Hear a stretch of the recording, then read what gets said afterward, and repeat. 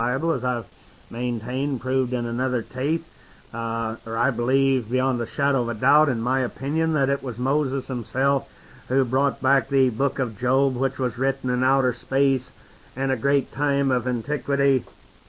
And he was speaking of this great war that took place in the heavens that we've been covering in Revelations, the 12th chapter.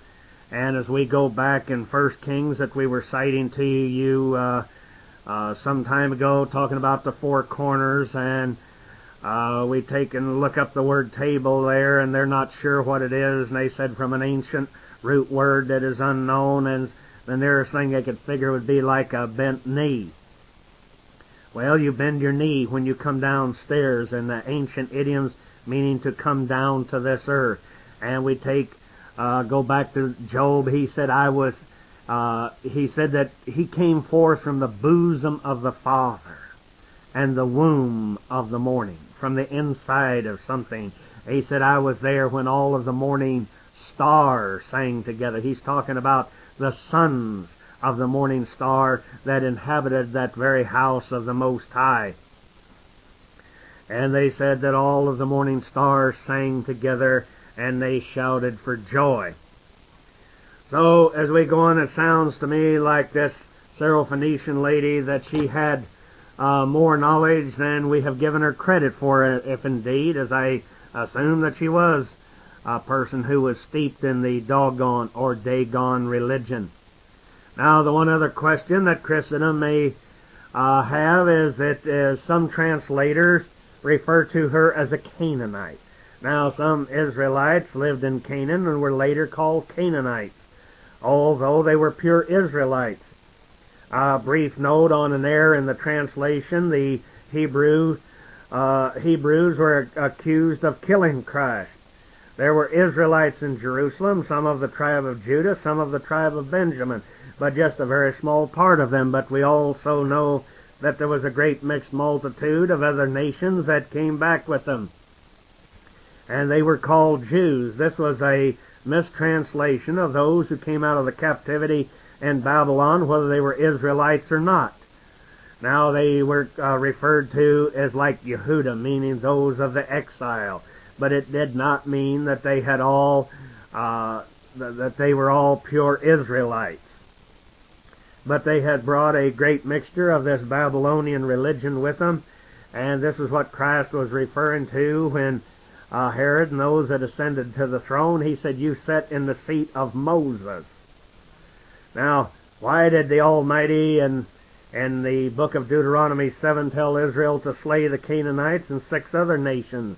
Now, when Christ turns around and heals one of them and tells of her great faith, something seems to be radically wrong here. And this, she was one of these people, although she was a doggone person possibly, and she was steeped in the doggone religion. They were quite aware of this great space station, Venus, being the seat of government.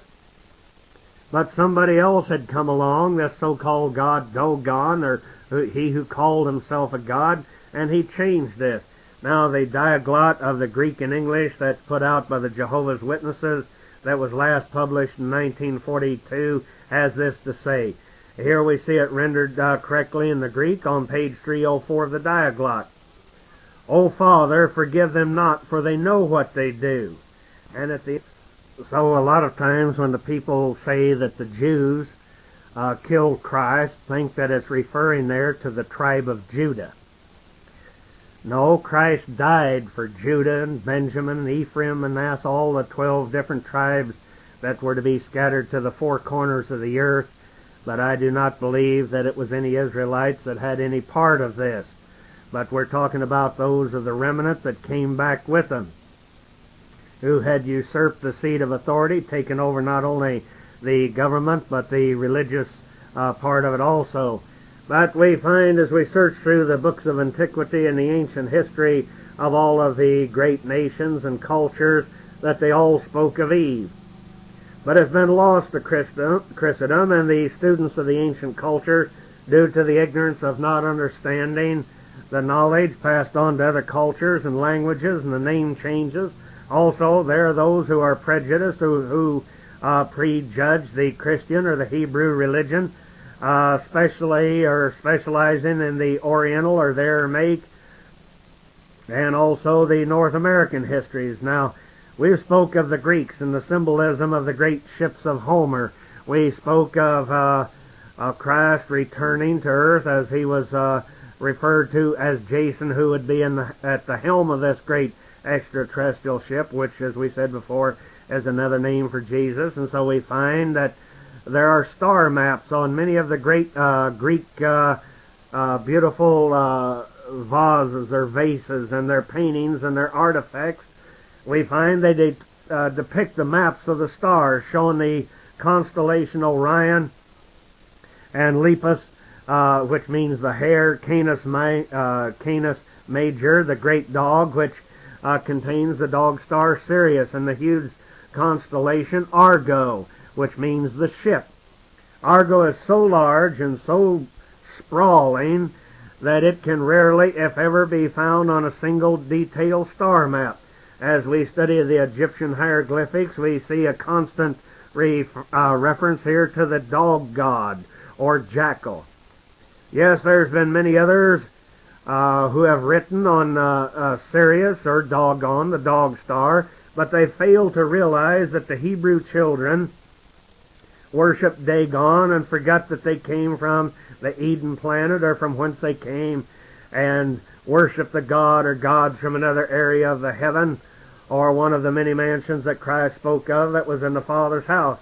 Now, as we go back to the Egyptian history, we wonder if the knowledge taken from Sumer, Akkad, later picked up by the pre-dynasty Egyptians, and at the same time by the Dagon culture, who appears to go back, as we said, over 5,000 years ago.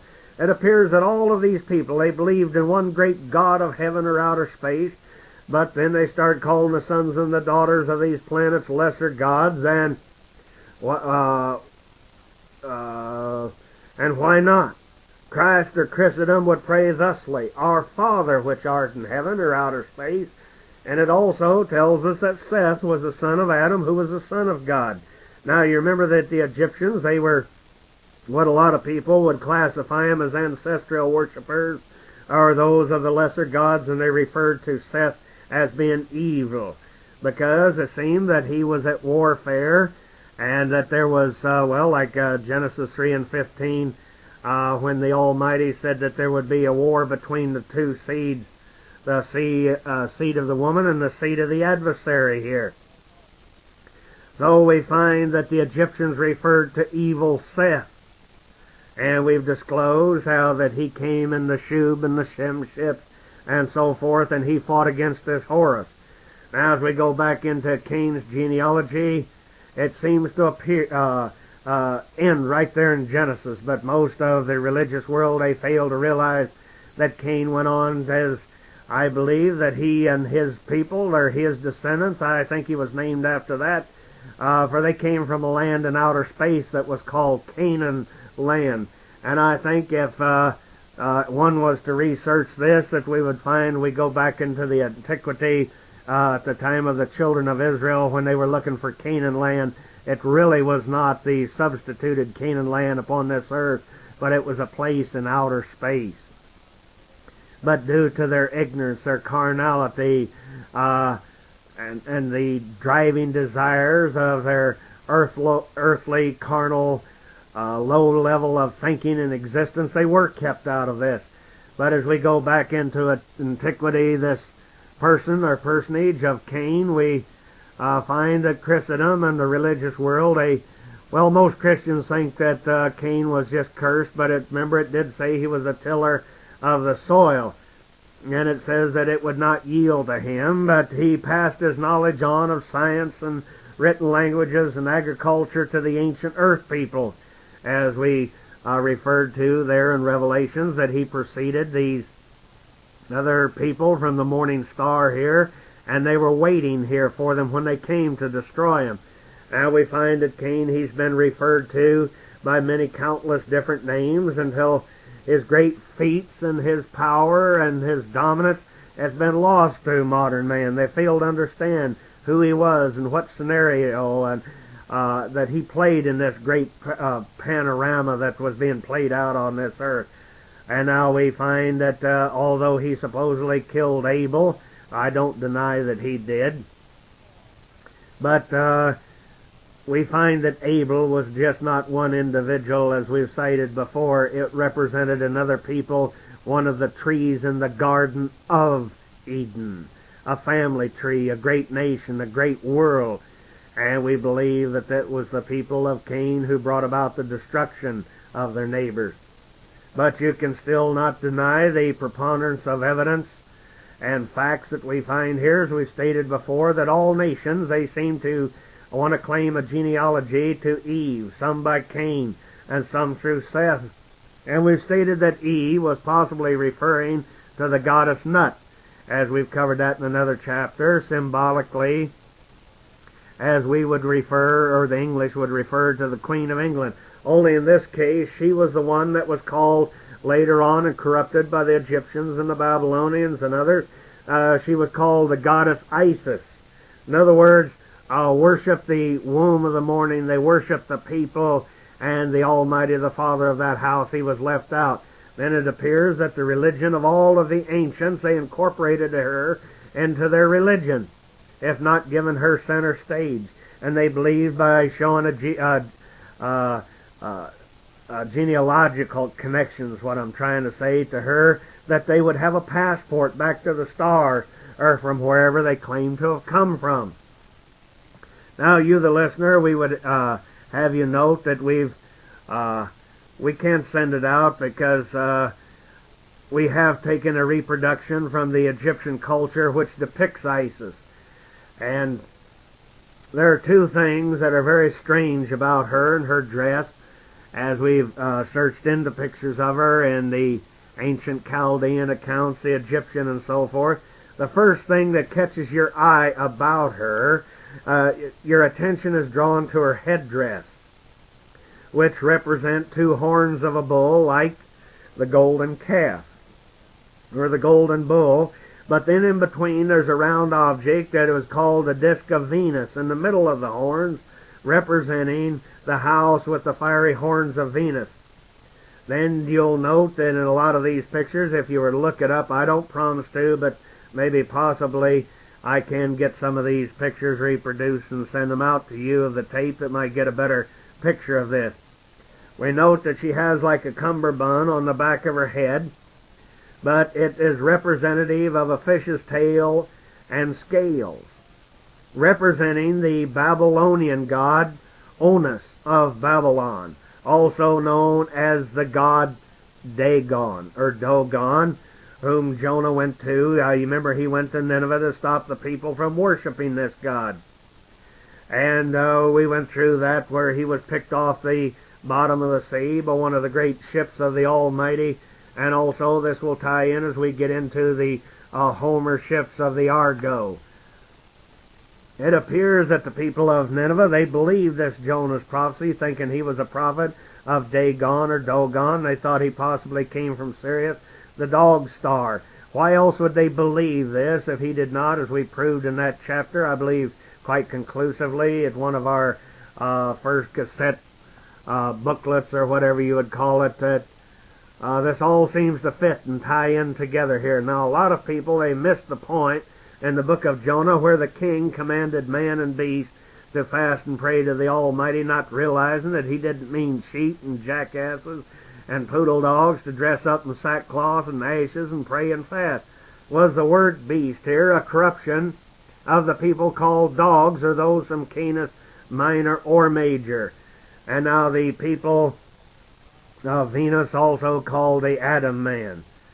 Now let's go back to Isis, and we note that her dress, as I look at this picture here, it looks like a series of fish scales that's wrapped around her waist, and then turning into fins just above her ankles, like that of the mermaid mythology.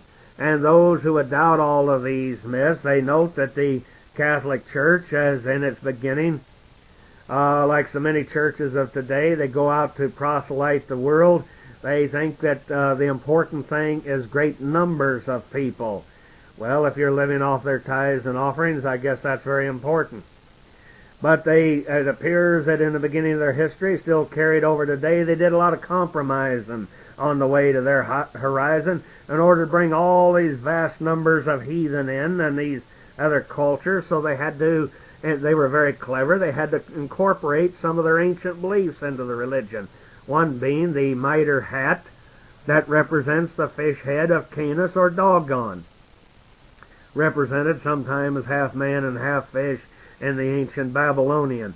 And later on the Egyptians and the Dagon people. But for those of you, I would say to you that you ought to go get the book, The Two Babylons, and you can see a lot of these pictures represented in there.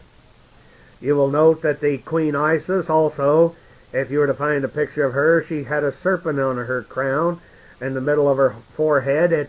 Now it represented eternal life to these ancient people because of the shedding of the skin, representing the shedding of our body for one in the next life. And there's a good possibility that it also represented the great serpent ships that were to coil up, or so they would appear as they left this earth to other worlds. We note that Onus was the first mitre hat. Even the cloak or half skirts, they appear as scales, and it also appears that he was wearing a wristband. You'll see this in many of his depictions, and on each wrist it looks very much like a modern day wristwatch, but there were other depictions on these strange bracelets that they appeared to have 12 orbs on them, or what would look like rosettes. I believe beyond a shadow of a doubt that they were representing the 12 planets which once or possibly still do orbit our sun, and we're still being puzzled by all this, but we'll cover this in greater detail in other chapters, as this stirs up many questions, as like, why did Christ pick 12 disciples? Why was there 12 tribes? And why was it of the 12 he picked that one was a traitor? This left 11, an incomplete number, or what it could also, an incompletion of government. Why 12 tribes, then becoming 13 tribes? Why with the splitting of Ephraim and Manasseh? Why the inference in Revelations in the New Testament when speaking of the 144,000 being 12 multiplied by 12, giving a total figure of 144,000?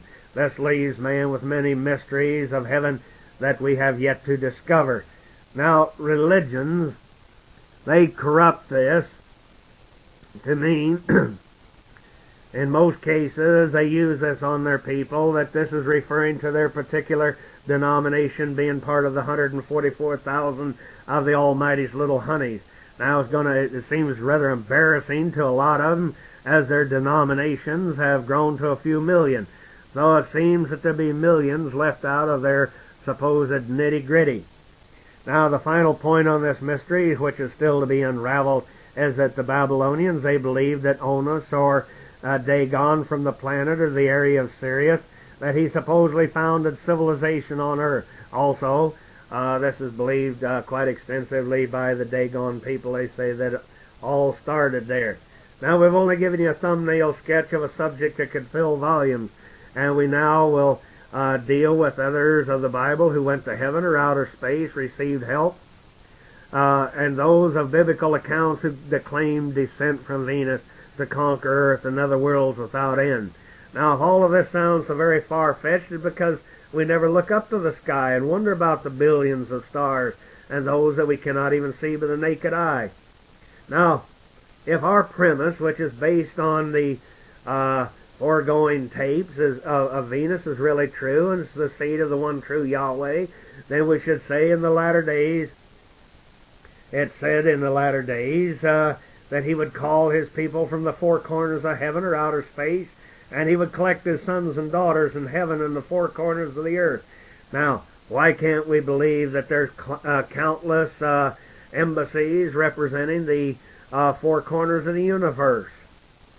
And this space station, as I refer to the morning star, the planet Eden, now we find that one of them, he became the Satan who committed treason against the government of the Most High. The only true God, Yahweh, as he was referred to in the ancient Hebrew. Now, we cannot help but wonder, was Adam supposed to be the Savior of this world, and until Eve caused their fall? Now, Is this why Christ is referred to as the second Adam? What I find so very interesting, when it speaks of Eve, it said she had begotten a son from the Lord. But which Lord? A Lord from Canaan or Dagon? Now, before you get all bent out of shape, this is way long before Adam had a son, Seth. Again, was he called Cain? Or Cain, K-A-I-N, after Canis Major or Minor? The great dog, which contains the dog star? We're not implying that he was black. He was only revered by the blacks and Asians and other nations and even Israel at different times. If Cain had been Adam's son, now why did Eve say Adam? Or why didn't she say, I've begotten your seed, or your son, I'm carrying your baby? But not until Genesis 5:3 did it say that Adam had a son that was called Seth. Chapter 5:1 of Genesis lists the generations of Adam's descendants, including Cain and also Abel, being the lord of the dog, excluding Cain and Abel. Was he possibly the lord of the dog star? Cain became a Christ to the people of this world. He passed himself off as a son of God, so they believe. He was also called in antiquity Jehovah Shemesh. Eve thought that she was the Messiah, the Savior that was promised. Now, did some of this filter down to our day? Let's see if we find in both the Old Testament and the New many references to people referred to as dogs. Even Christ made many references to dogs. He wasn't just being nasty. He was referring to a people from the stars, Dagon or Cain or Canine. Or he spoke many times of those who vexed Adam and later on the people of Israel. We have many idioms yet to understand. Us, the modern people, as the Bible refers to the sheep nations, the hogs, the dogs, the goats, and the serpent people. Did the New Testament tell of a woman from the coast of Africa who Christ healed her daughter, who was one of the doggone people? I think there's evidence to this fact. Very confusing because of the translators. King James in Matthew 15:22 refers to this woman who was not an Israelite. He called her a woman of Canaan, while the Farrar Fenton translation calls her a Canaanitish woman. Smith and Goodspeed Bible refers to her in some instance as a beast, leaving us in the dark as to whether she belonged to the Israelite sheep nation, or was she a descendant of Cain or of the land of Canaan?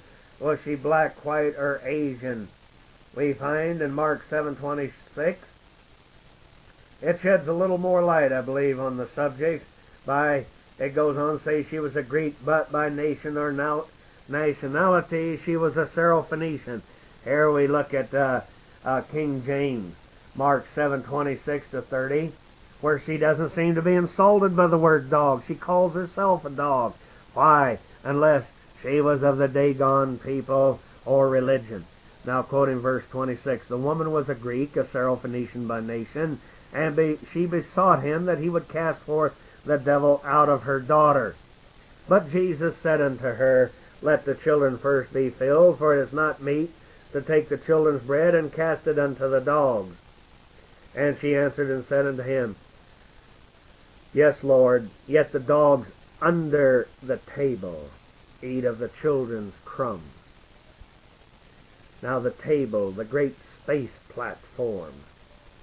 Later on we're going to find out, and we find that many of us had to read all about Belvedere and King Arthur, and Belvedere was Arthur's friend, and all of this confusing story that was a must for many of you in high school and college, and you had to read this, but I don't think they ever gave us a more clear recognition of this. But as we're going to find out in a future tape, if you care to hear it, I think it's utterly fantastic, where we go back and it's talking about the ancient Europeans and the English, the ancient English. They talk about Arthur, R-A-R-Thor. It was referring to the great bull of space.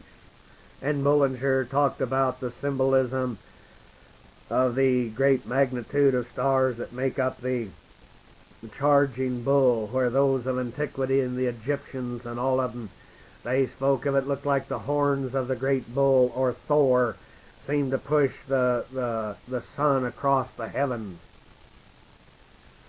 But there are many things to learn by the histories of all of these people, because we find incorporated into all of it, whether it agrees with our theology or our religion or denominationalism, we find proof of this book, of this Bible, of the lost knowledge of antiquity. Now verse 29, and he said unto her, for thus saying, go thy way, the devil is gone out of thy daughter. Verse 30, and when she came to her house, she found the devil gone out, and her daughter laid upon the bed.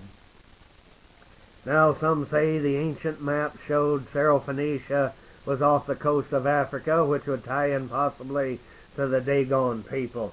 Matthew 15:21 to 28 of the Friar Fenton entitles it Faith Rewarded. Excuse me, 21st verse. When Jesus removed from there, he proceeded to the district of Tyre and Sidon. And there was a Canaanitish woman of that part running out to him, saying, pity me, Master, Son of David, my daughter is horribly possessed with demons. But not a word did he answer her. And his disciples then advanced and begged him to relieve her, because she calls after her, or calls after us. In reply, he said, I am not sent to others than the lost sheep of the house of Israel. But she, approaching, paid him homage, saying, Master, help me. Verse 26, he answered, it is not right, was his reply, to take the children's bread and throw it to the dogs. Verse 27, most true, Master. She said, yet even the dogs feed upon the crumbs falling from their master's table. Verse 28, noble woman, explained Jesus, and replying to her, how firm your faith. Let it be even as you desire. And her daughter was restored from that very hour. Now we've all had the self-righteous jump in the middle of us when our doctrine doesn't agree with theirs. And they try to scare us by telling us that we're not going to heaven. Now I'm not so sure that where some of these are going, but I hope that I get sent to a different planet. Now if we're right, they probably won't have an embassy in the Venus planet or the morning star. Remember, as we've quoted about Revelation, talks about all nations shall flow unto it. They probably won't even be allowed outside of the original planet, but we find in Revelation 22:15 it tells us there are dogs and sorcerers and those who have taught contrary to the law of Moses and Christ. Now Christ and Peter, they both complained of being surrounded by dogs and interfering with their teachings. Surely there was none the mass escape from the dog pound that was out there barking at them. Now, more evidence on the doggone religion has slipped into Christendom from Egypt, Africa, and Babylon.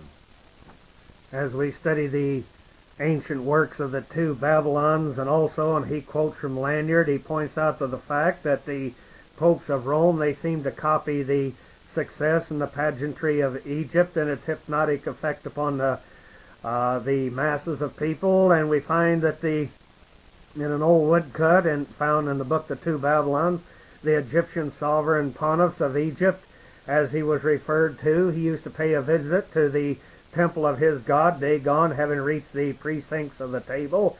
Says Wilkeson, the guards and royal attendants that were selected, they were to be the representatives of the whole army as they entered into the court, very much like the armies of the Pope. And we quote from Wilkeson, volume 4, page 286, the reader can see the similarity between the papal and the Egyptian ceremonies, keeping in mind that the Pope here had his own little army that guards the Vatican. The sea, as we see that it's a country within a country. You will also note the similarity of the mitre that is worn by the Pope and the pontiff of Egypt. We'll have to leave out much about the chair and Peter's keys and so forth, but you can find that in Alexander Hyssop's book, The Two Babylons. He went on to say how Janus, whose key the Pope usurped with that of his wife, her mother Sybil, was Dagon, now called a two-headed god. They said he lived in two worlds. corrupting the story now to fit their version that was a counterpart to Christendom, and they changed the Babylonian divinity here as an incarnation of Noah, Dagon, the fish god. And they were referring to the two worlds of the earth and Venus. And we showed how Christ was taken by the adversary to other worlds.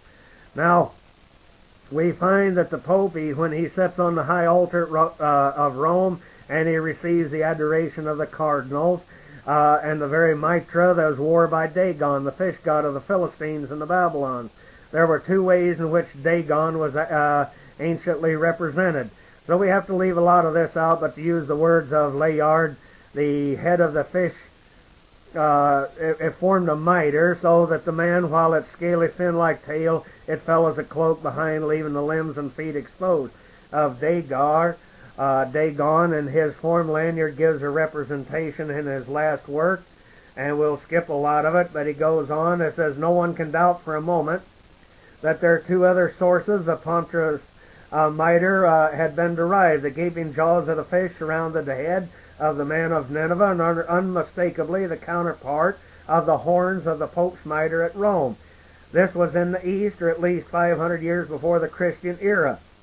The same seems to have been used in the same case also in Egypt by Wilson, speaking of a fish of the species that one was the genie of the Egyptians under a human form, the head of a fish. And so it seems that even before, as we cited before about the Arabs, it was in old Egypt that the genie in the bottle bit got started.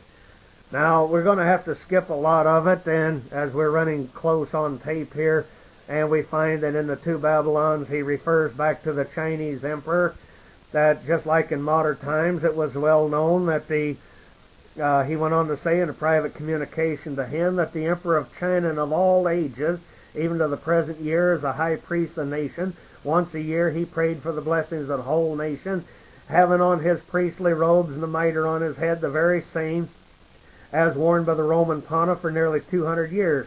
He goes on to say, such is the fact I haven't approved of the statement accompanying the figure of the imperial mitre, as reproduced with a very facsimile of the popish episcopal mitre. In the front view, the reader must bear in mind, he says, that even in Japan and further distance from Babylon than China itself, one of the divinities is represented with the same symbol of might as prevailed in Assyria, even the bull's horns, what is called the ox-head prince of heaven. And if this symbol of Nimrod as Kronos, the horned one, is thus found in Japan, it cannot be surprising that the symbol of Dagon should be found in China. So we find that even all of these ancient peoples, they went back, and the truth that was brought from heaven, that we find many impostors came here as lords and 10 gods and so forth, and so the history of the world has been corrupted, but it will shed more light on our scripture, which I think is much more accurate as we chase it down. And so I think at this point we will not belabor it anymore. We will conclude this chapter on the people of the Dog Star. We thank you for listening. And remember, our address is Pilgrim, Ships, P.O. Box 1086, Lakeview, Missouri 65737. And if you care to receive more of our copyrighted tapes, please write to us.